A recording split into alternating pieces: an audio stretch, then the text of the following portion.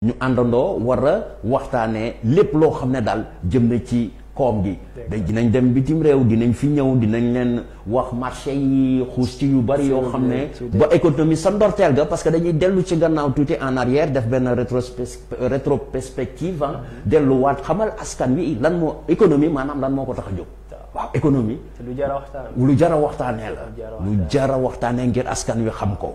waaw monsieur Barry dañ xool ne ces derniers temps l'actualité économique muy sous-région bi muy ci àdduna bi am na ay xew-xew yu fi am ñu bëggoon ko partager ak askan wi ñu jéem a xool ay éléments yoo xam ne dañ ko bàyyi régie waaye dañ ko bëgg a waxtaanee ñu bëgg ci ñëw tuuti ngir leeral ko askan wi nga xam ne léegi régie loo xam ne nii rek maanaam dañ élément la ñu soxla ko ñoom ñoo ñu koy jox may ziar au passage Cheikh Sow mi nga xam ne moo ne à la réalisation avec Ndeye Marème ñoom ay techniciens tey de ñu ngi ci xarale bi wàllu xarale bi di ñu jàppale bu fekkente ne waa régie mën nañu am benn image pour ñu waxtaanee l'actualité économique mondiale.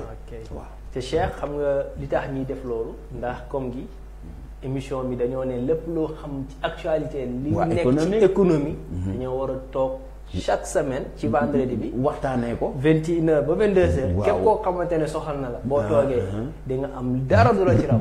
renseignement yëpp. lundi ba vendredi lépp lu munti am ci économie finance monnaie banque lépp lu munti am. dinañ ko indi. toogal nga jàpp. gox bi TV ne la ko indi résumé na la ko. te mu gën a rafetee. loolu neex na askan wi ñoo ko dégg. waa régie dañ leen di ñaan ñoom it. waaw suñu éléments yi ñu jàllale ko ñu mën a. benn ñu waxtaanee ko am na yu bari yu xew. bu ndeysaan kii. ñoom tey de daa mel ci bitcoin si lañ. waaw monsieur Barry. waaw dama gis lii nii. mu mel ni monnaie électronique lañ koy tuddee xaw ma bitcoin la xaw ma mais Ghana la Ghana. Ghana waaw nekk Afrique de l'Ouest. waaw xam nga Cheikh. soo gisee pays anglophone yi. waaw léegi ngi jéew def ay jéegu di dem ci wàllum numérique. numérique tey boo xoolee. état yu bëri dañ koy tuddee ay gov coins.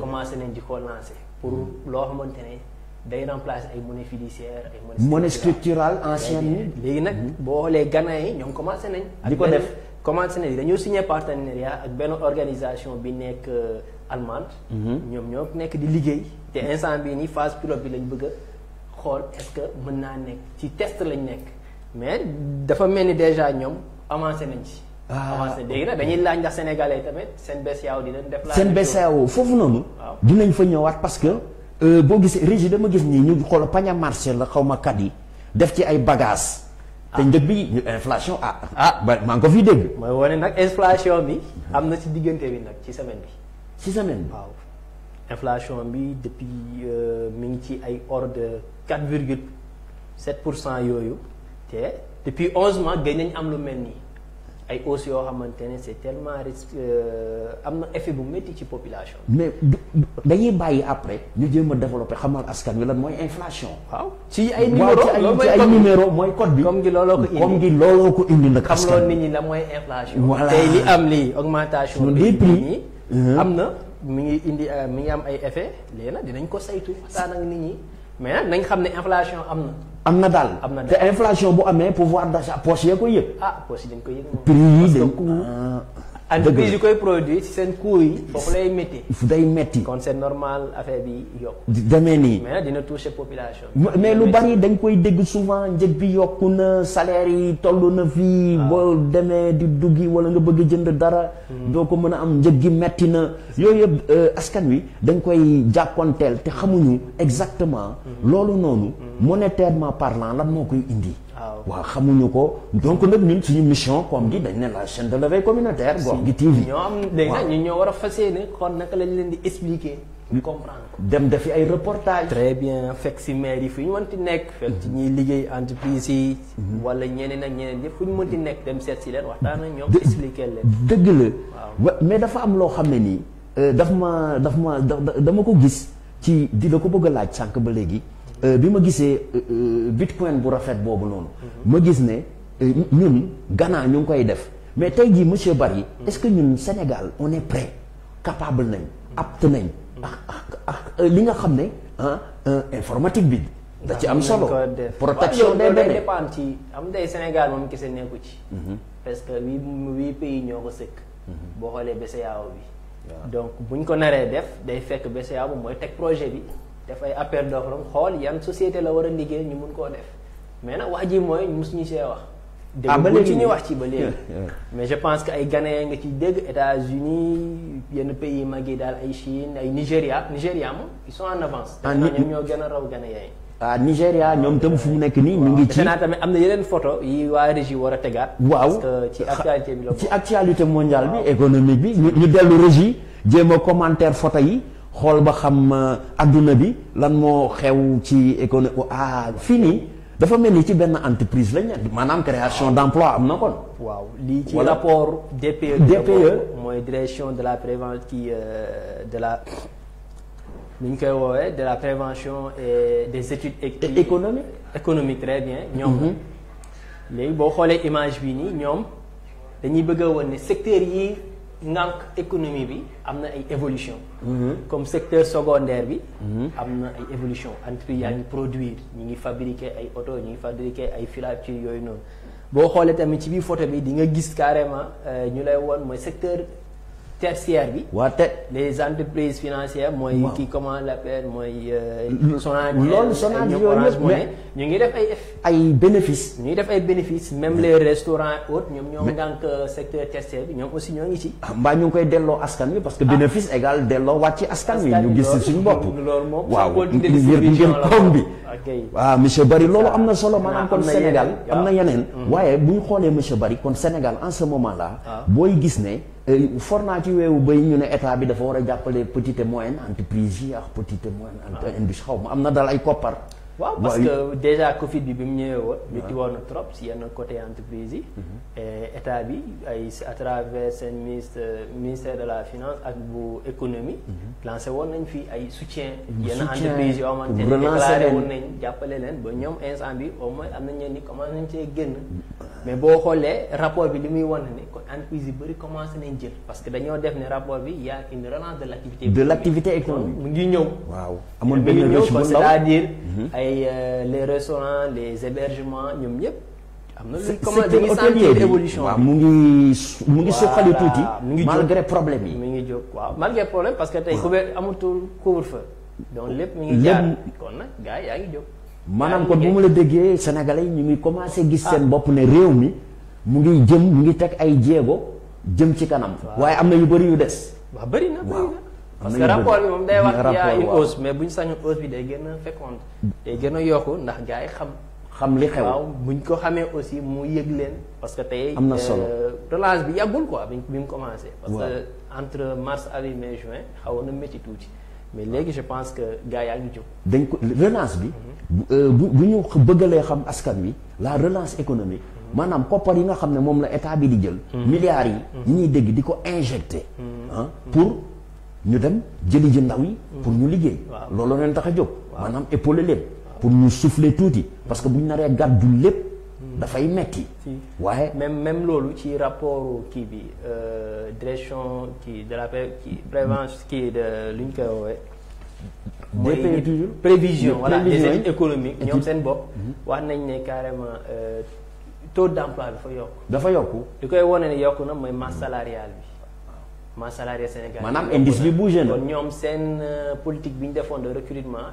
am na effet ma salaire yokku na léegi nag est-ce que ñoom seen fi ñu leen yóbbu ndax c'est productif ou pas ce sont des questionnements. waaw parce que gars yi dañ leen jël. loolu sans filtrer loolu monsieur Barry. foofu dafa am solo ndaxte secteur hôtelier gis nañ ne état bi am na lu mu fa dugal. pour ñu relancer. waaye dañuy gis nag yenn saay dañ ciy jéem a am na société yoo xam ne dañ ciy jéem a profité. di wàññi seeni employés ba ñuy ñaxtu. donc problème bi je pense que ne dañ ko war a approfondir. waaw topp ko. bëri na ñoo xamante ne yóbbu nañ seeni ay employés ci chômage. waaw ci chômage waaw. tey jii nii c'est chômage involontaire. parce que buñ sañoon du demee noonu. mais xam nga tamit boo amee entreprise moo war a liggéey war a produire am ay profit si partie de profit bi si nga génnee nga mën a fay li la war mais su fekkee produire oo defoo si dara est-ce que di nga mën a fay di nga mën a fay léegi nag état bi moo taxaw mu génne woon ay bon pour jàppale waaw gars yi nekk garant waaw moo tax nag lii wane ne affaire bi am na effet mooy rapport bi waaw parce que relance activité bi jóg kon c'est-à-dire que ñun ñoo ngi jóg mais nag ni ñuy jógee nii waroon naa gën a yokk mais des na waaw loolu dëgg la dinañ ci ñëwaat ci ay yeneen numéro wala anam yu bari parce que tey dañ nekkoom gi la chaîne de l'éveil communautaire partout dans le monde streaming waa diaspora ñu ngi nuyu ñëpp suñu mbokku les auto-entrepreneurs ñu yor waa ñi nga xam ne ñoo nekk ministère des finances de l'emploi PME yi PMI bàyyi ñu kenn ku wax koom rek nappkat ba baykat ba ñëpp si lañ bokk jaaykatu gerte ba ñëpp si koom gi lañ bokk donc ñu ngi leen di ziar xanaa dañuy dem régie jéem a xool image jéem ko commenter ba pour mën a xuus ci débat bi mën a apporter le maximum d'information li nga xam ne moo xew à travers le monde économiquement parlant régie bu ñu mënee am image pour ñu jéem ko commenter voilà mais lii lu mu doon monsieur Barry. daa mel ni cannabis la de. waaw. am na lu xew de. mbaa du ñu mooy économie nag. économie parce que xam nga nee nañ économie. fa am ay offre demande. tey canadiens yi ñoom. Canada. lii moo leen may xaalis. lii moo leen may xaalis. il faut que ñoom dañ cee produire presque ay 2,1 milliards de tonnes. mais ñu gis ne léegi 1,5 milliard yëpp dafa des kenn jëndu ko. kon loolu problème la de. mais ça waay bari. fii te foofu noonu fii dafa xaw a doy. mais production am na. waaw. production am na. waaw. léegi nag demande bi mooy problème. waaw demande bi. donc l'offre est supérieure à la demande. l'offre est supérieure à la demande économie la. mais dégg naa si man nag ñun def noonu ay médecin du ay kii dama dégg ñu ne thérapie la moo tax économiquement parlant yenn dëkk yi. sax dañuy jaar ci suuf di dugg ci yenn culture yi nii genre di ko jaay légaliser ko pour seen économie mooy booster seen économie. Justin Trudeau balaa bi nekk ci campagne. mooy kiiwu Canada ba. waaw dafa promettroon yenn localités yi. que buñ ko jàppalee ba mu toog. dina ko légaliser jàppale leen parce que tamit ñun aspect négatif bi lañ ci gis. lañ gis waaw aspect positif waaw day faj. tey boo xoolee élection États-Unis bi passé bëri na ci ay ponk yoo xamante ne mayoon nañ yenn état yi. ñu bañ ko légalisation cannabis ñoo gën a am xaalis mais yenn état yi ñu bañ ko. ñu bañ waaw ça dépend. mais Canada ñoom gënoon nañ cee gën a avancé. presque si États-Unis moo tax léegi ñoom it amoon na ay fonds yu bëri ñoo dugg ci seen xaalis produire léegi nag bi ñu produire léegi nag pour investir bi ñu ko investir affaire bi produit léegi nag bi ñu produire gis nañ l'offre bi est supérieure à la demande donc ça pose problème. bari. xanaa dese nañ ay photo waaw dese nañ ay photo xanaa loolu dañuy Canada dañ jéem a lancer ay appel d'offre ñu xool petite et moyenne entreprise yi pharmaceutique et lii mooy coow li nag mu ngi soog a ñëw lii nii ba dafa mel ni ay aliment ginaar la de waaw aliment bi di ginaar dafa yokku waaw yokkagut mais ci problème boobu lañ nekk parce que ñoom nee nañ sax yi ñuy jaay nii gars yi dañ koo yokk saak yi nee nañ bu njëkk ba woon da doon jar ay 14,250 gars yi indi ko ba 15,000 léegi nag ñu bëgg koo indi ba 15,500 gars yi lànk te gars yi nee nañ bu fekkee dem na ba 15,500 kon poulet bi dañ koy yokk waaw dañuy yokk pooju ginaar yi gars yi bëgg comme ay ñoom mère sauce pas sauce yaa njaayeen yi ñu war a lekk ay ginaar nañu dimbali kon nañ xaar affaire bi day yokk boo xoolee sax ëff yi ñuy jaay léegi tablette yi dafa cher mi ngi yokk presque mi ngi yokk kon nag ñoom ñu ngi lancé message ñuy alerter aussi parce que wax jox ñoom ñoo ñu jox seen xibaar ne ñu carrément bu fekkee ne état bi jógu si wax gars yi nañ wàññi prix bi des sacs sinon rek d'aliment kon duñ génn maanaam si njaay bi voilà mooy ñoom ñoo yor affaire avicole yooyu waa agriculture yi ñoom Sedima ñoom élément sondeuse yooyu voilà ñoom ñi dañ leen di ñaan aussi ñu waxtaan ak gars yi ñu am benn genre compromis ñu def bu jàppale askan bi waaw mais waaye monsieur Barry boo koy xool tey ñi nga xam ne nii ñoo yor ces entreprises là doole les moyens pour taxaw xeex maanaam parce que xeex la waaye ñi nga xam ne que ñoo nekk ci mbirum poussin yi di jaay nen yi nekk agriculteurs yi ñoom dañ war a regrouper wu am ay syndicats am ay entreprises yoo xam ne dañu leen reconnaître ñu am seeni këyit lëkkaloo gars yi nga xam ne bras de fer bi yomb waaye wañ sa loxo dafa naan booy xeex da ngay xeex koo xaw a toll loolu doole aussi. waaw donc nag maa ngi ñaan maanaam.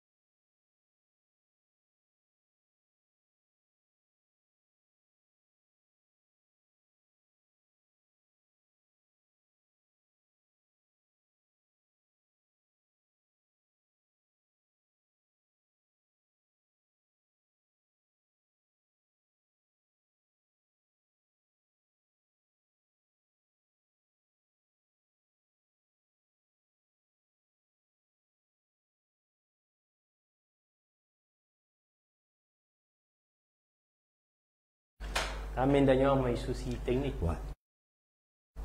waaw ñu ñëwaat ci jóge nañ ci jaaykat yi nga xam ne ñoom ñooy jaay poulet yi ak waa aviculture yi. yi nga xam ne ñoo ci yëngu gis nañ image yi. waaw ñoom ñu bras de fer ne bu ñu yokk njëg bi. parce que duñ ci gis seen bopp sinon ginaar yi dañuy yokku. wante ginaar yi bu ñu yokkoo njaayeen yeex ñooñu xam nga te teg ci baa ngi ñëw tam xarit bi waaw nit ñi dimbali. waaw comme nañ ko gisee mooy li ma doon wax rek donc les éleveurs war nañu regrouper wu en un pôle en syndicat wala PME petite moyenne entreprise wala PMI pour ñoom sax état bi jàppale woon nañu. parce que bu njëkk ba woon ay canadiens australiens ñëwoon nañ ci marché bi. tey yàlla dogal na tey ñoom ñëpp seen loxo xaw naa wàññi. dëgg la tey jii nii production nationale bi lañ nekk utiliser ñoom ñoo war a waxtaan seen biir. parce que problème yi baaxul. baaxul lii baaxul te lii mën naa tax beneen concurrent ñëw indi di commencé jaay ay 13000 12500. alors que ñoom ñu ngi ci 15000. 15000 effectivement. ñu ne léegi waaw tu vois. waaw loolu am na ci solo xanaa ñu dem régie xool ba xam ndax mënuñu am benn image à travers l'actualité économique et mondiale ah monsieur Barry may gis ay chiffres. waaw chiffres dafa am solo waaye boo gisee pays de l'Ouest laa fi gis mais monsieur Barry Sénégal est-ce que askan wi xam nañ lan mooy bourse parce que lii bourse la. waaw bourse la de waaw ci marché financier yi la. marché financier yi waaw lii mooy wane ne les bons de soutien et de résilience. li état yi soumettre UEMOA titre pour ñu jàppale leen. et je pense que ni ñoom ci parmi les pays yoo xamante ne soxla nañ ko. ay Nigéria ci la bokk Sénégal Bénin Niger Burkina ci ñoom ñoo ko demandé mais nag affaire bi presque 365 milliards lañ bëgg a jël jàppale ko parmi les 5 pays demandeurs. mais soo xoolee affaire bi mois demi août lay commencé presque le 16 août Niger moo si war a jël benn genre. njëkk a bénéficier. voilà mais moom 165 milliards lay jël pour mun koo yóbbu dëkkam. mu jàppale ko ci résilience am ak ci xeexum Covid bi. Covid beex yooyu. léegi nag Sénégal moo nekk deuxième ñoom je pense que. Sénégal 50 millions la ci soxla. gis nañ waaw 50 la laaj. te dese na ay le 20 21 23 yooyu la ko war a lancé. kon tey jii ni dañuy wax ne ñi bëgg a investir yëpp. bu ñu neexee mën nañ def. waaw les investisseurs yi. maanaam ñi nga xam ne dañ bëgg seen xaalis yokku. mais bii ñëwul dina ñëw ci kanam. voilà même ay Bénin aussi. laaj na ci 60 milliards. Burkina Faso Niger Burkina Niger ñoom ñëpp ñu ngi ci. ñu ngi ci biir. voilà dañoo war a partager 365 milliards mais nag daa mel ni Niger moo leen ëppale. 165 milliards waaw moo leen ëppale. mais léegi état Sénégal dafay dem jël ko pour mun a xam nga tamit.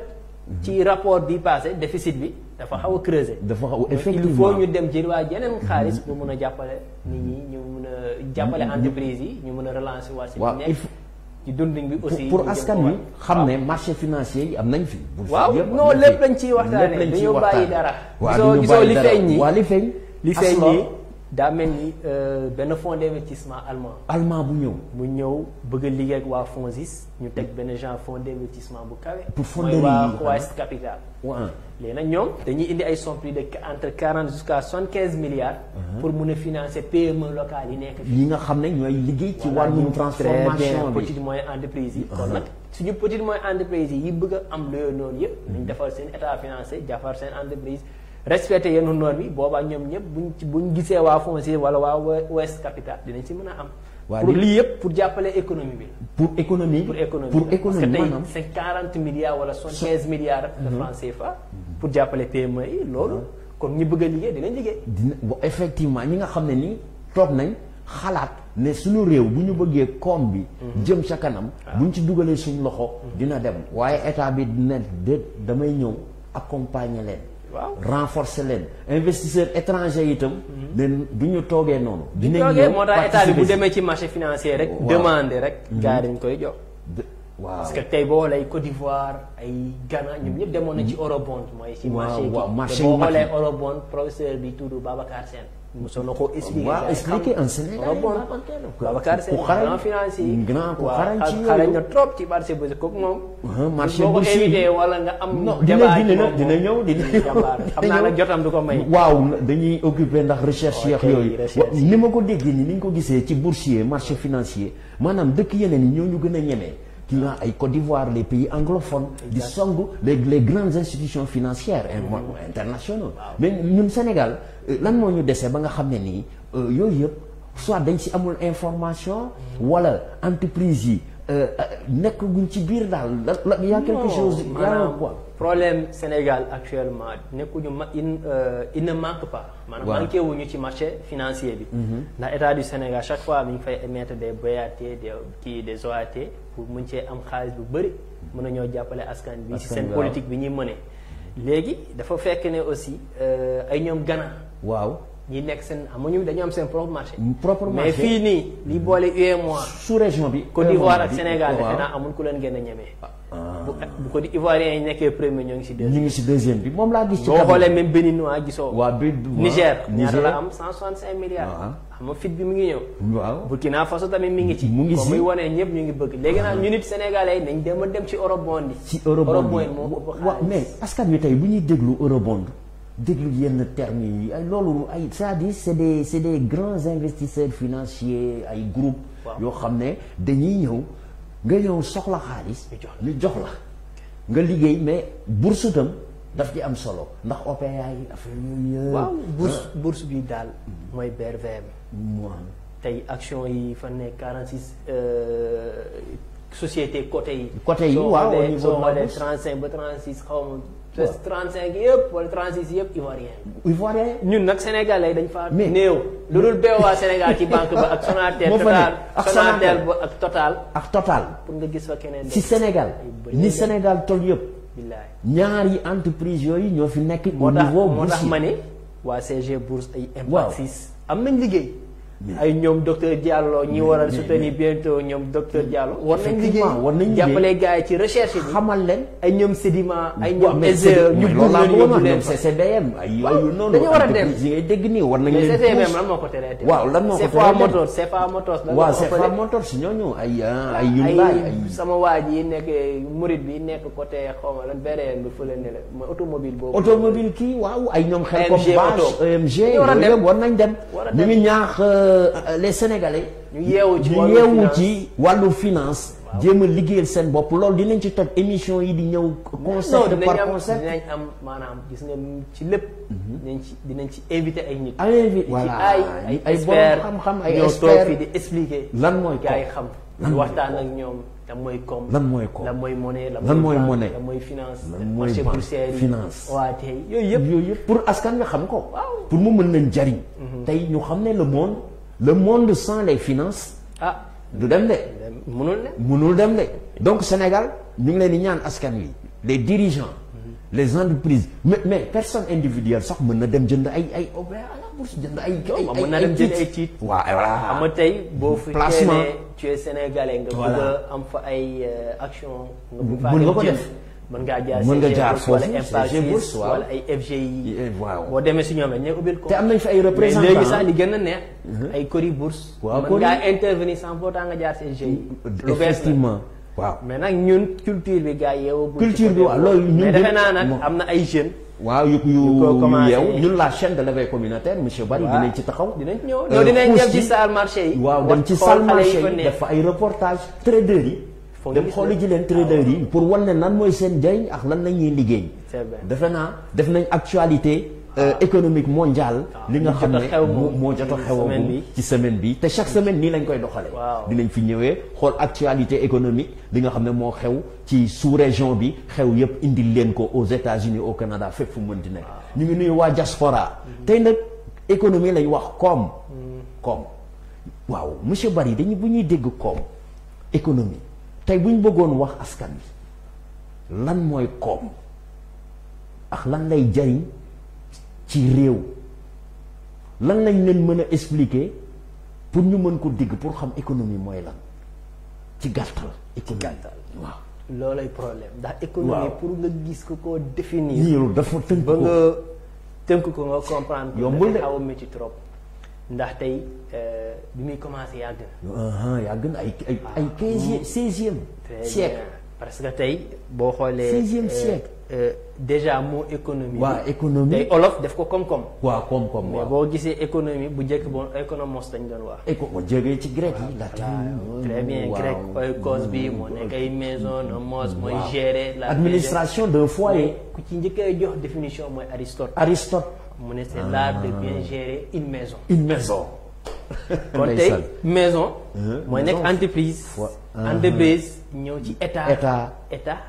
globaliser loolu yëpp l'économie am na ay courant de pensée ci wax di ci détail di ci indi di ci gëstu maanaam pour askan bi gën a xam fu nga jógee noonu dafa am solo sur l'origine et la pensée économique maanaam l'administration d'un foyer ngay gérer sa kër kon tey maanaam le dirigeant le gardien de la constitution Sénégal mën na ko jàppee comme kër waaw Sénégal ay kër gi léegi parce que tey man ni individuel.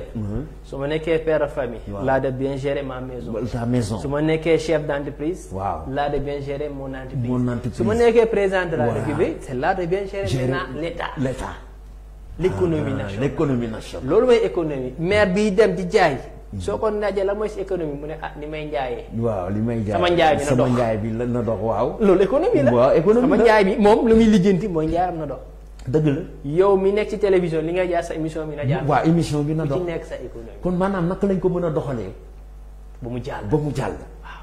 mais boo xoolee soo demee ba nee science économie. waaw science économie moom si science sociale la bokk. science sociale et économique sax. très bien léegi nag sociale bi. li tax muy ñëw di expliquer mooy waral ne am na ay biens yoo xamante ne. ay affaires yoo xamante ne dafay raar léegi voilà. économie ci loolu ci rareté ba. léegi ci rareté boobu noonu naka la ñuy amee biens yi raar yi ñu produire ko suñ ko produire naka lañ koy répartir ak naka lañ koy consommer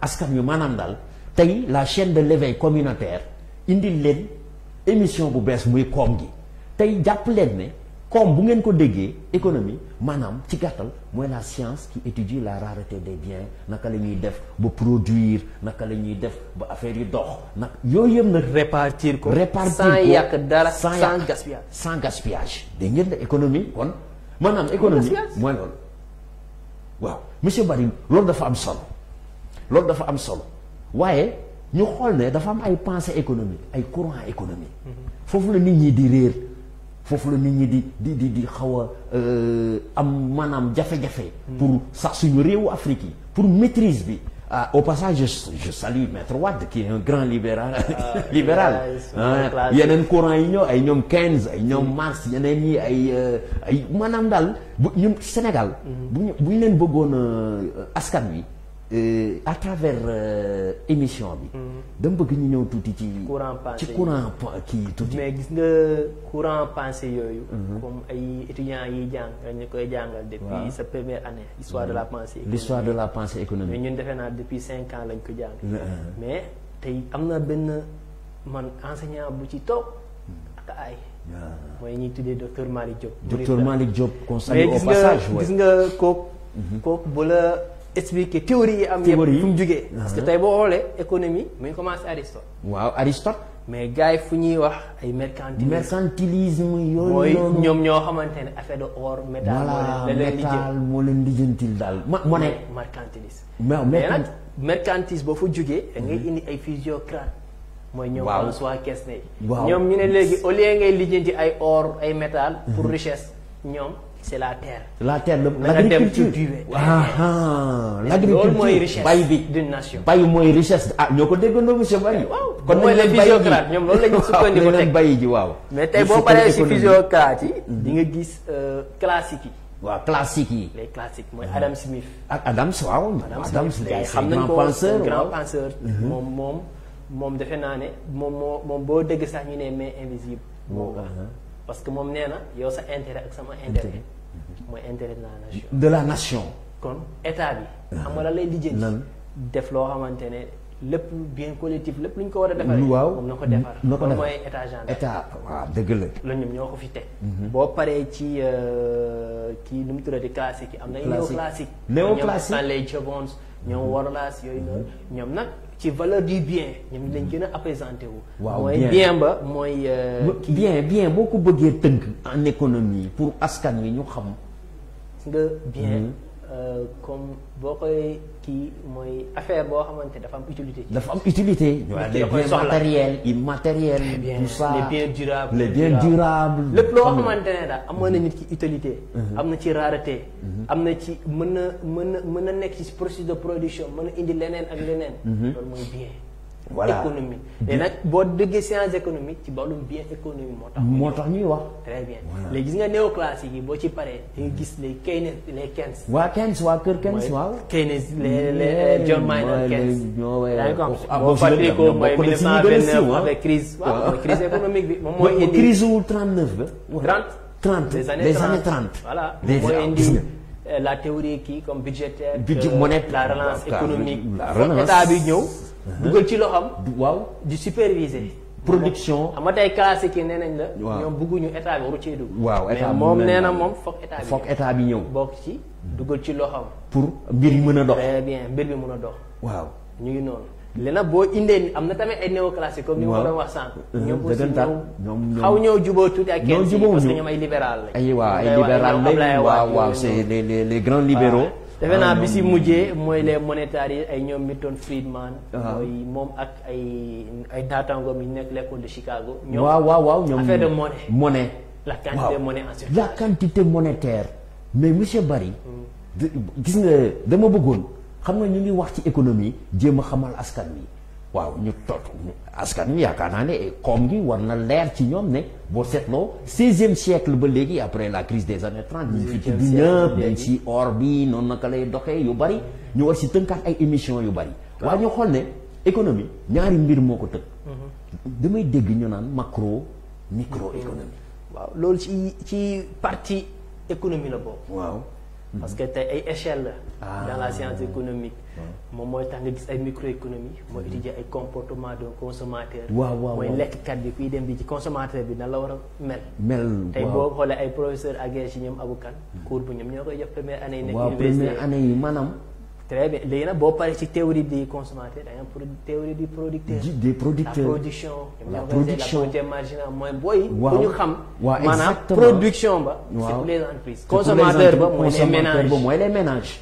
waaw léegi nag ñoom comment faire étudiant bi xam la mooy théorie consommateur def soo paree tey ci microéconomie waaw da ngay ñëw ci macroéconomie voilà xam nga tey micro étude des comportements macro nag moom mooy jël lépp li gën a mag affaire de investissement inflation ba bi ñuy waxtaan sànq voilà ci la bokk ci macroéconomie la bokk voilà loolu yëpp moom macro moo day étudier quoi moom day saytu très bien li gën a mag mooy les agrégats économiques pour askan nga xam ko très bien maanaam buñ naan koom gi buñ ñëwee ci benn côté dañuy jàpp ne maanaam tey jii état bi fan la war a mën dugal loxoom fan la war a dugal boobu très bien te yooyu lu koy may mooy agrégat yi muy calculer waaw calculer ay PIB calculer investissement croissance yooyu yëpp ci croissance la bokk donc l' état c' est le gendarme économique boo koy seet waaw ñoom déjà tey boo xoolee nuñ koy woowee ñoom ñoo ay ANSD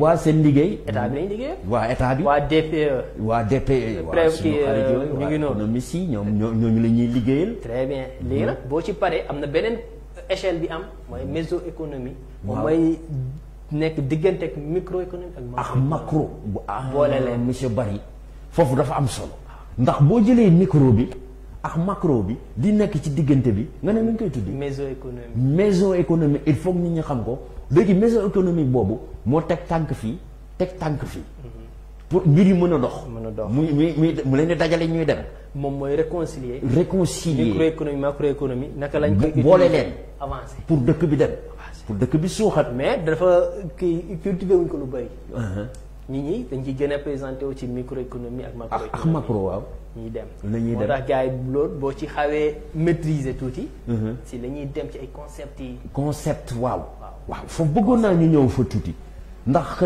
quand on parle de concept de concept donc dañuy foofu dafay productivité yi ñëwaat rareté yi ñëw yooyu yëpp ñëw conceptualisation booy wax boo xoolee boo ci gëstu su ma fàttewu lu bëri dañuy ne presque ay 6 concept ñoo am waaw parce que boo waxee bien économie science économique li ñu leen njëkkee wax d'abord il faut parler de la notion de rareté waaw di nuyuwaale le professeur Ababacar Keita on salue au passage kooku ñu njëkkee jàngal université en licence yi da ngay ñëw ñu jàngal la c'est quoi d'abord la rareté waaw la rareté mooy lu amul loo war a gëstu boo gisee nit ñi di ne séeréer du bien économique ndax raarul foo dem gis ko seen i ñuulaay waaw erreur la bàyyi sama mbokk léegi nag loolu si la bokk rareté bi léegi boo waxee rareté bi nga définir ko si ngay ñëw après waxtaan ci wàllum besoin ci concept bi lan lañ soxla nit ki lan la soxla parce que tamit y a des besoins illimités avec des productions limitées moo tax foog nga définir c'est quoi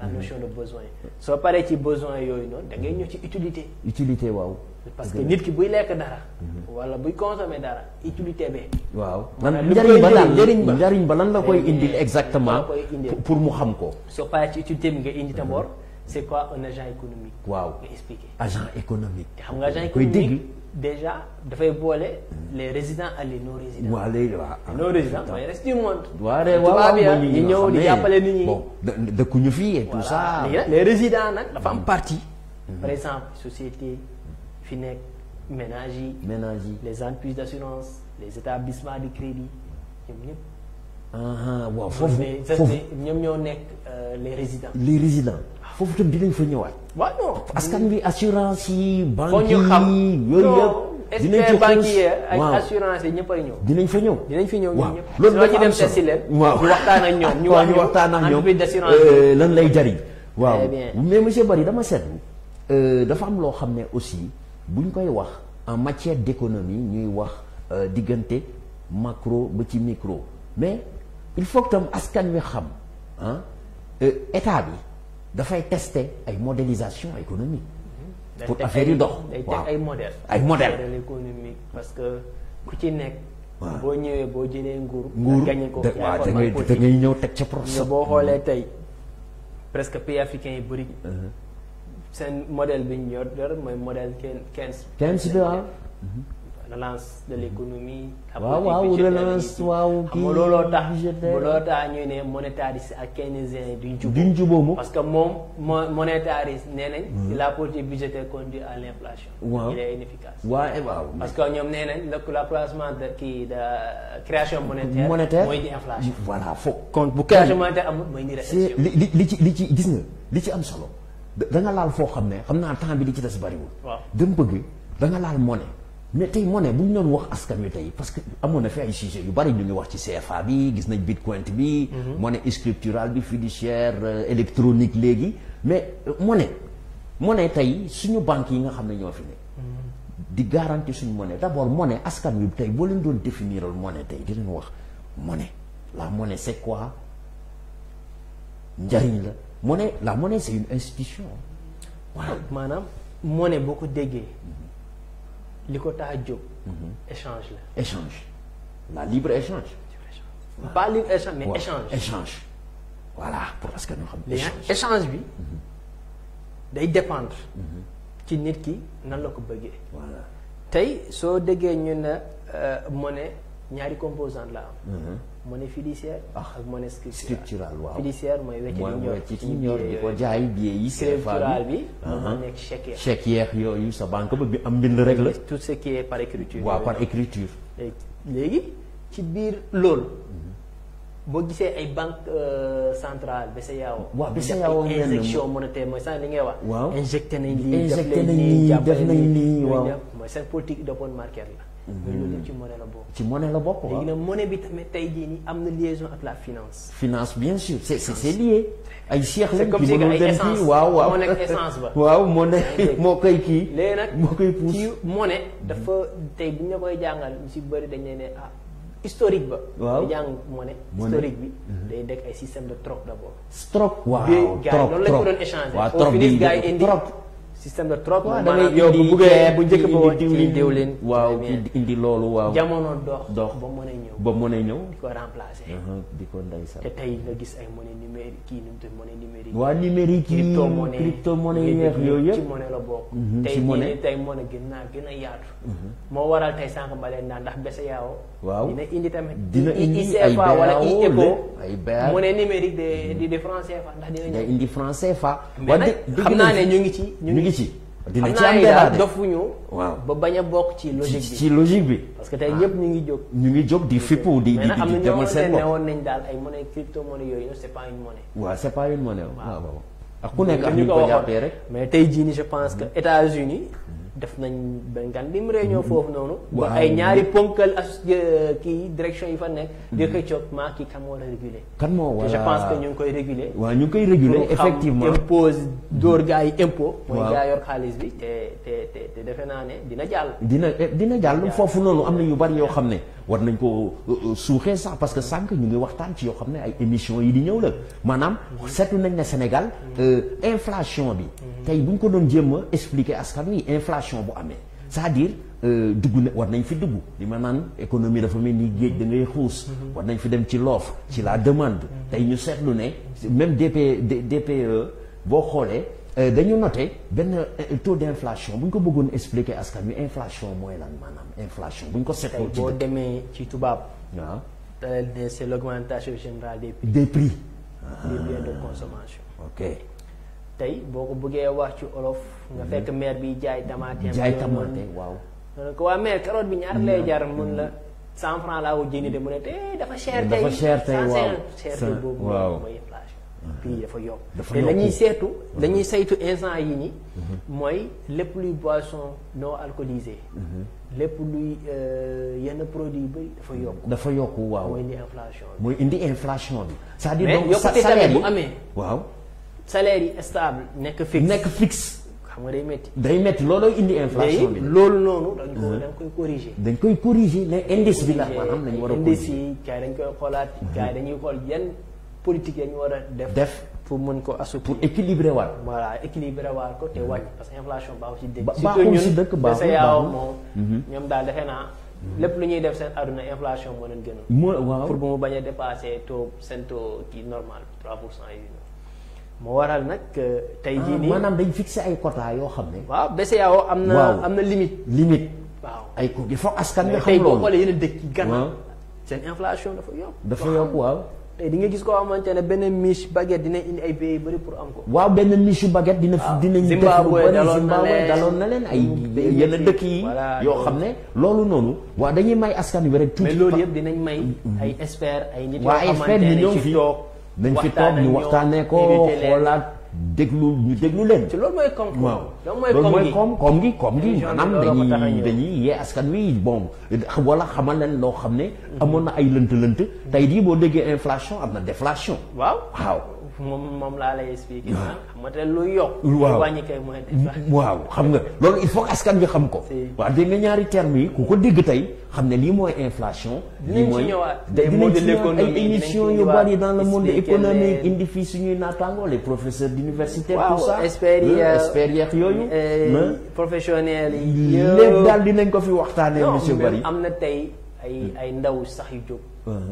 créer ay comme li ñu leen di tuddee ay Pazak investment club. waaw ay xale yu bëgg réew mi di saytu di wax ñoom chaque jour ci ay recherche la ñuy nekk. waaw recherche waaw. ci soutenir seen mémoire di wut ay information bu ku leen jàppale.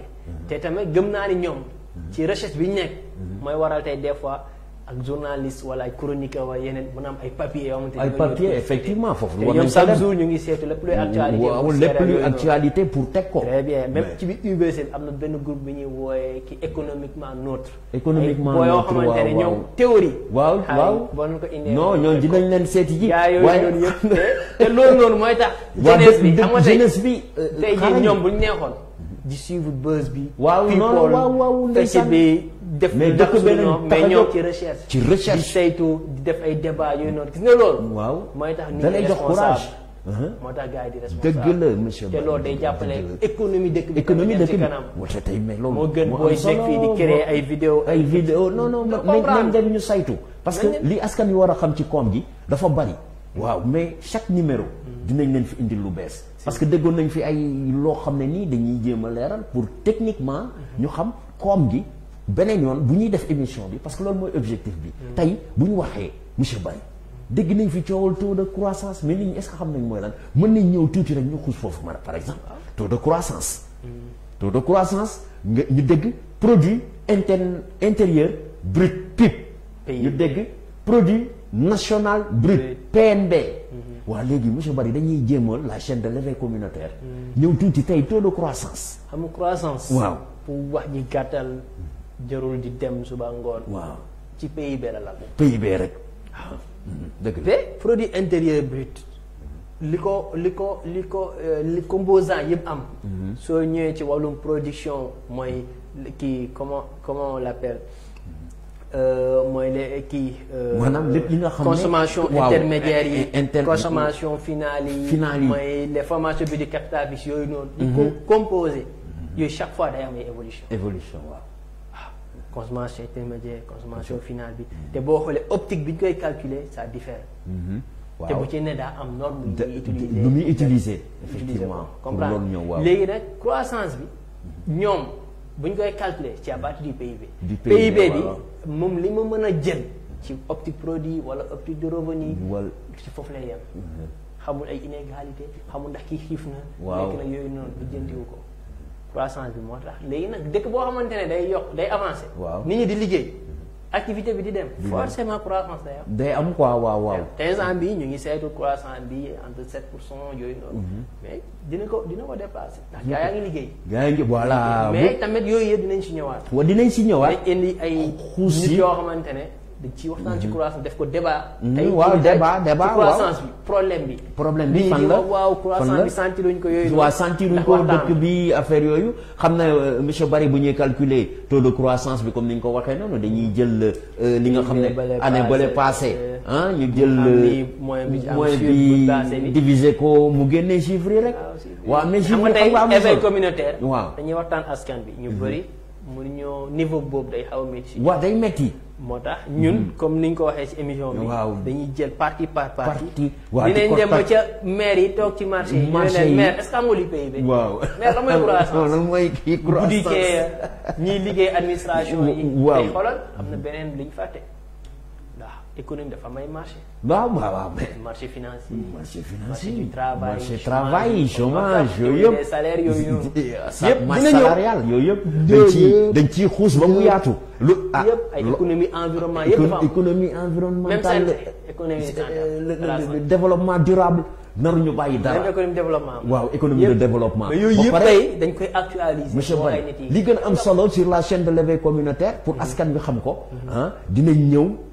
chaque numéro chaque vendredi ngeen am foo xam ne dañ fay génnee.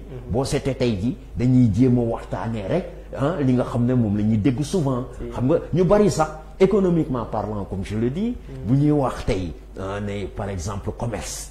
commerce OCDE. commerce c'est économie. l'import export la régulation des marchés. si modération du commerce extérieur. du commerce intérieur naka lay doxee. si ministère du commerce. mooy femme boobu noonu. waaw ñu ngi koy saluer au passage.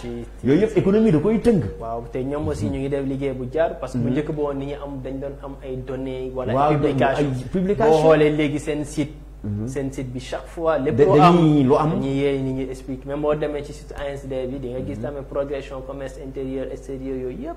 te defe naa ne daal léegi moom ku bëgg a def recherche. wala dara ku bëgg a def recherche di nga am loo def. defee parce que da ngay xam dañ war a xam ñun Sénégal ne suñ koom ñoo ko war a téye suñu bopp tey. bu ñu ñëwee par exemple au niveau commerce international ñuy dégg ay marché ay OCDE tënk nañ ñu lii wala libre échange. wala FMI mondialisation ay FMI yooyu yëpp askan wi war nañ xam ne exactement yooyu yëpp njariñam.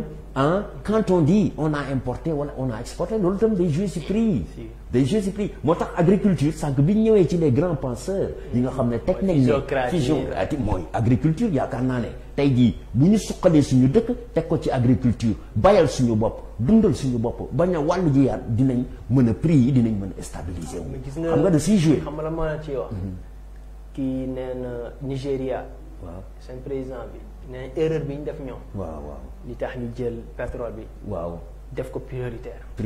waaw ñu bàyyi leneen. tey ki ñuy wax Dangote. Dangote. xam nga mu yoon ci ciment bi. waaw mais léegi mu ngi ci tomate yi. mu ngi ci tomate yi. mu ngi ci sucre effectivement. te loolu tomate yi sucre bi yëpp lan la du béy ba. béy ba la. comme problème bi nañ dem ci béy bi. nañ dem ci béy bi pour produire waaw. monsieur Bari tey cacao bi nekk waaw cacao bi. Ivoirien yi Nescafé bi Nescafé waaw. Côte d'Ivoire. dafa signé partenariat ak Ghana. ci production cacao. au lieu que les cacao bu ñu koy export di ko yóbbu ay européens yi di ko defar. waaw ñoom ñoo koy def ko chocolat. def ko seen dëkk. transformation de industrie ah. te boo xoolee profit yi ñu ci def. waaw récemment. même xam ne kon c'est quelque chose. donc kon monsieur Baye important. waaw nañ leen jàpp ci mbay mi waaw nañ leen jàpp ci mbay mi ñu produire. te ñun est-ce que suñu compagnie sucrière Sénégal bi dox sax. les PME waaw foofu dinañ ci ñëw. prix yi ñuy wax nii ak inflation bi seetlu nañ fan yi économique mi mbirum koom-koom bi suukar si dafa xaw a ñàkk sax. waaw ñu koy gis foog ñu dem waaw léegi foog ñu jéem a saytu. xool ndax suukar bi léegi dañ koy jëlee ji si biti comme li ñuy wax au niveau commerce. di ko dugal di ko jaay par détaillant gros yeeg yooyu yëpp ñu xool suñu koom-koom li nga xam ne moo fiy dugg li nga xam ne moo fiy génn naka lañ ko mën a téye naka la askan wi mën a taxawee tey ba ñu gis ci seen bopp monsieur Bari mu doon ay firnde yoo xam ne à la chaîne de l'éveil communautaire ñu ci nuyu ñëpp borom xam-xam yi étudiants yi professeurs yi war nañ leen seeti def ay études dem Cheikh Anta Diop seeti ñooñu ñëpp seet si leen fii université ñi nekk IASM ISM IAM waaw ñoom ñëpp suñu mbokk université yëpp waaw te tamit dañuy war a waxtaani ci microfinance waaw microfinance ñu dem seet si ay PAMECAS waaw effectivement crédit finance islamique foog ñu dem ci banque islamique waxtaan ak ñoom banque islamique loolu yëpp nit ñi dañ ko war a xam waaw buñ paree dem si entreprise yi ay PME yi fii nekk yëpp dem seet si leen ay ñoom Sedima ñu dem naka la ñuy ñu xool exactement qu'est-ce qui se passe demee waaw xam indi fi ay débat waaw ñu ngi ñëw entreprise bu ci nekk nag dinañ soxla say nit. waaw toog fi ñëw toog ñu débat ko waxtaanee ko les banquiers aussi duñ leen fàtte. waaw ñu ñëw def débat yi xool daal maanaam seet xool yooyu fan lay dugg. fan lay génn xam nga waxtaan seen problème yi. man ñi ne même ñoo xamante ne dañuy ne les banques nous arnaquent. woo leen ñu voilà. waxtaan ak ñoom. parce lu que tax tamit taux ci bi koom-koom la nekk. koom-koom la yooyu yëpp ci koom-koom naa la daal monsieur Barry. émission bi daal mi ngi noonu. émission ñëpp la émission ñëpp la képp koo xamante ne ku ñu daal soxla. économie soxal na la. waaw jàpp ko. ñu ngi lay woo nga nekk diaspora mën ñu apporter dara nga nekk fii muy les investisseurs naka ngeen di duggee ci bourse yi naka la réew mi di doxee PME yi PMI yi usine de transformation agriculture dinañ seeti nappkat ba baykat bi sàmmkat bi localement naka lañ mën a def tey ba décollage bi ñu yàgg a wax décollage économique relance économique plan Sénégal émergent plan Gowana président bu fi jaar ak si senam wax nañ ko au passage nous saluons tous les efforts dans l'entreprise des différents efforts qui ont été faits total pour la réussite et le décollage mais chaque fois ku ñëw di nga fi indi loo xam ne yaakaar nañ ne tey ji dina mën a suqal réew mi waaye réew mi su waree suqaleku nag ñun ñi nga xam ne ñooy les sénégalais état bi entreprise yi dañu war a ànd nekk benn ak xalaatkat yi ak chercheurs yi ak étudiants yi jubal leen ci les matières scientifiquement parlant lay wax ñu jàng les mathématiques économie parce que bul fàtte dinañ fi ñëw teewee fi waxtaanee fi diggante économie ak mathématique monsieur Barry diggante économique ak mathématique muy économétrie mu neex ma lool maa ngi nuyu au passage maa ngi nuyu waa master waaw kii ñooy bëgg a dee. dinaa leen seeti. économétrie dafa am solo. ñooy bëgg a dee. waaw ñoo xam ñaata at ñu ngi jàng. waa économétrie. waaw def nañ plus de 3 ans ba léegi pare. ba pare nag. non ndax ñoom ay concurrent MBF. waaw wala banque finance. loolu il faut gars yi xam ko. moo tax man ne gis nga. liñ am dañ ko sant. dañ ko non il faut askan yoo xam ne am nañ dara. am na ñoo xamante ne le peuple bi ñu am seen formation. moom la ñuy jàppale nit ñi. dëgg la ñi mel ni man bari nañ fa. non ñi mel ni man boole non man ñun dañuy jàng. ñoom ñëpp te gis nga li ñu leen jox. as pour boobu. si la ñuy sukkandikoo dem xool. problème bi nag mooy emploi. dafa métti waa dëgg la suñu li ñu fay jàng. dafa xaw tuuti différencier ak looy fekk ci ay entreprise. ci ay entreprise waaw day métti. day métti effectivement ci bëri dañuy mujjee dem Europe. waaw mais loolu la. looloo koy waral. mais nag ñi leen di ñaan aussi ñoom it si seen recherche dañ ko continuer. nañ ko continuer yombul. ay MBF ay. non économie rurale. choix la choix la tey boo demee fac science. bu fa fekk tamit boo ñoo xam ay MPI. choix la si lañ ay pionniers tey présent ñi jënd ay fac science. waaw ñoom ñu si bëri ay actuariat la ñuy def. waa actuariat fàtte naa sama waa assurance actuariat yi nga xam ne ñooy saytu lépp li nga xam ne les risques bancaires. bu ñu jëmee ci modélisation. au passage mooy nuyu sama xarit le statisticien le grand actuaire Sega Fall Mbodj di doomu professeur Lamine Mbodj. sama papa jooju ndeysaan grand chercheur. waaw ji jàngal xale yi yëpp si lañ bokk. c'est vrai maanaam gis ngeen ñoom ñooñu. ñun ñoo gànk lépp. la dëgg la. boole muñ di jàng di gestu bu xeeb dara loo am. non man xoola gis nga monsieur Barry li nga wax dafa am solo dinañ dem ci bépp bërëb boo xam ne dañ fay jàng di fa saytu koom bu Sénégal moo ñu tax a jóg ñun la chaîne de l'éveil communautaire.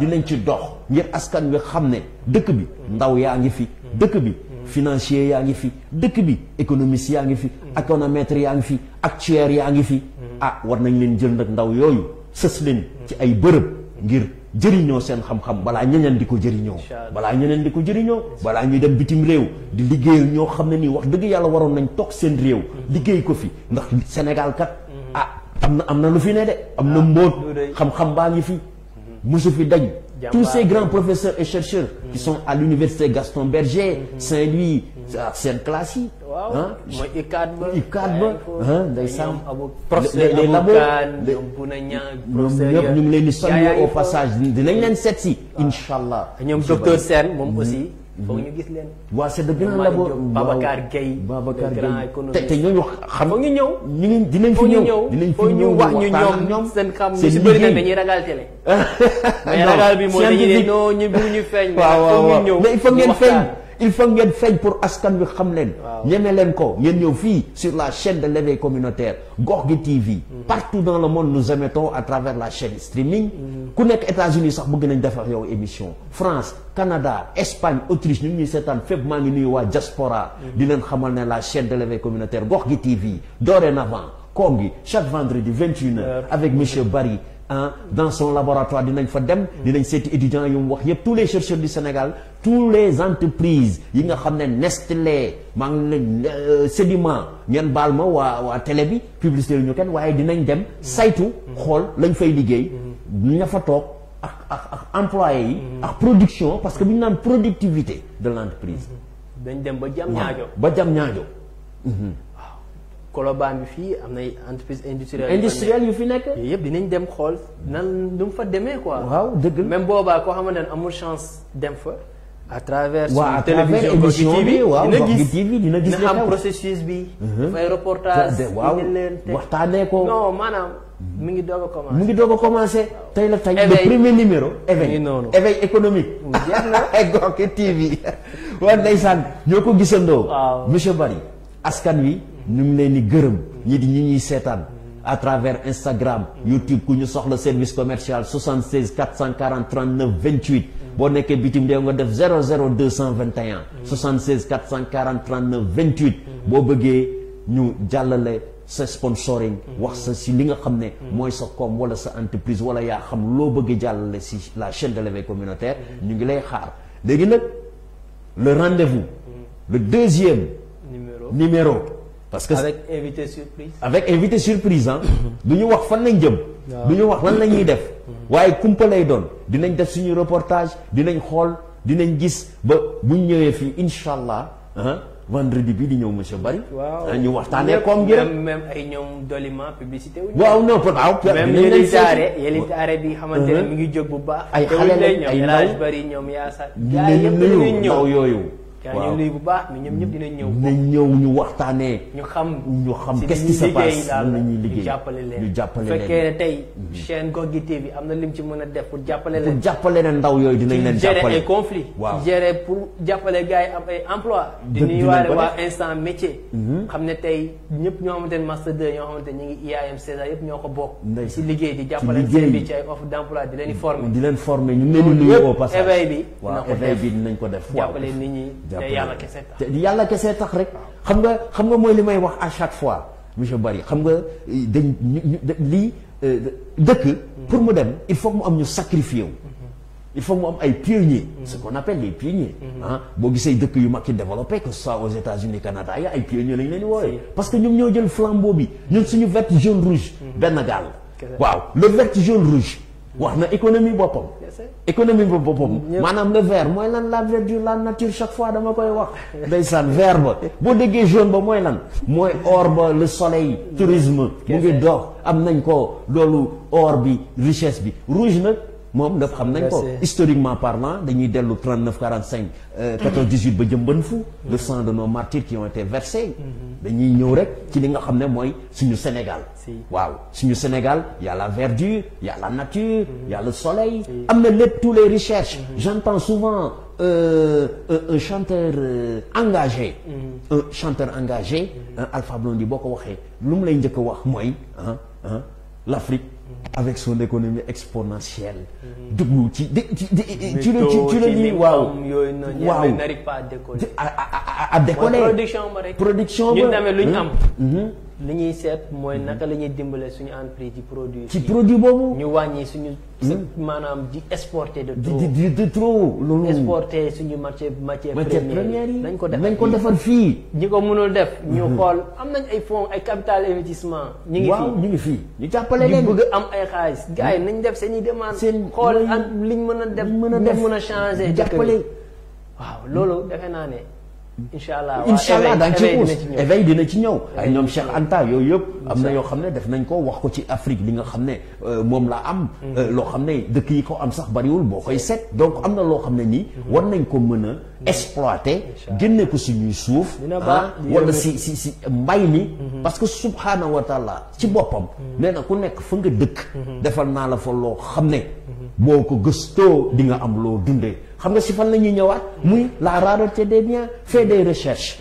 su utal xoolal li nga xam ne moo am sa dëkk moo fa nga dëkk borom dee ko wax fa nga dëkk defal naa la fa loo xam ne boo ko seetee gis ko boo bayee sa suuf soosu noonu ji sa kaan wala sa ñaam bi wala sa pomme de terre wala sa tomate dina sax nga bay sa ceeb dina sax nga ut sa diwlin sa gerte gi ñuy bayee fii Saalum sama mbokk kii gaykat yi Saalum yi ñu defar suñu ceeb bu neex ah waaw loolu dafa neex maafe weex yooyu yëpp kànja gi bari na fi nañu def nit ñi ñu mën a si kattanu borom bi ñu xool Sénégal naka lañ koy suuxatee ñu boole baykat yi chercheurs yi laborantins yi ñi nga xam ne ñoo yor entreprise naka lañ mën a liggéey comme ni ñu ko waxee seen biir ndeysaan jàppalante suñu biir loolu dinañ ci taxaw incha allah monsieur Bari maa ngi lay gërëm dama lay bàyyee mot de la fin bi waxtu wee ñu xoj waaw ndeysaan liñ fi wax mënoon nañ fa toog ba suba waaw économie yaatu mais daal booy dem sax di nuyu gars yi ñoom jërëjëf ñoom Sow waaw régie technique ñoom Ndeye Marème borom affiche yu rafet yi ñoom El Hadj Baye gars yëpp jàpp nañ ci Samba waaw noonu gars yi jàpp nañ ci lu bëri waaw ku lim juum rek waaw ku lim juum sant yàlla ndax dañoo nekk ndaw waaw bëri na tey ñoo xamante ne buñ sañoon doo ci dem buñ sañoon nga def ay erreur buñ sañ nit ki da ngay libre def te yàlla tax gëm sa bopp waaw ñoo ko lu yàlla indi rek nga sant nga xam ne loolu la waaw jërëjëf monsieur Bari kontaan ci yow non macha allah yow lay remercier parce que xam ne nag comme yi day dem waaw comme bi day dem incha allah ñoo ko bokk man maa ngi sa ginnaaw monsieur Bari kontaan naa trop kontaan naa réew mi lii la soxla ay ndaw yoo xam ne dañ nekk seeni bërëb dañ nekk di boo koy comme Gox gi TV ay ndaw rek a fi ne nag on est des pionniers ñi ngeen ñu gisee nii dañu fas yéene dugg ci benn combat de l'éveil communautaire boo xam ne ñu ngi ciy sant yàlla yombul mais courage on va y aller waa service technique ñu ngi nuyu waa Gox gi TV yëpp téléspectateur régie technique bàyyi ñu kenn